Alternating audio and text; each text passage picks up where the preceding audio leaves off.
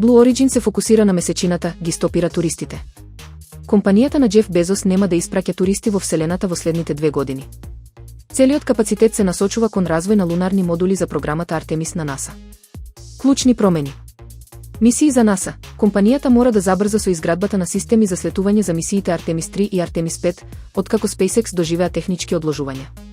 Притисок за слетување. Постои итна потреба за алтернативен модул за првото човечко слетување на месечината по неколку децении.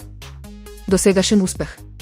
Пред оваа пауза, леталото New Shepard изврши 37 летови и превезе вкупно 98 патници до работ на Вселената, вклучувајќи го и првиот лет во 2021 година. Заклучок.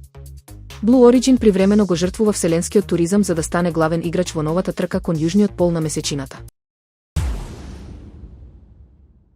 Аџибот А2, робот со меки раце и светски рекорд. Хуманоидниот робот Аџибот А2 постави нов стандард во роботиката со својот Гинисов рекорд за најдолг поминат пат, над 106 км, и иновативната технологија на допир. Зошто е револуционерен? Чувствителен допир, користи меки рацет со сензори кои имитираат човечка кожа, овозможувајќи му безбедно да фаќа кршливи предмети. Фина моторика, роботот може да манипулира со ситни алати и да го прилагодува притисокот во реално време, исто како човек. Интелигенција, опремен е со напреден систем кој му овозможува автономно движење и препознавање на лица со точност од 96%. Идна примена. Поради својата нежност и прецизност, овој робот е идеален за здравство, грижа за болни и стари лица. Услуги, работа во хотели, трговски центри и како личен асистент.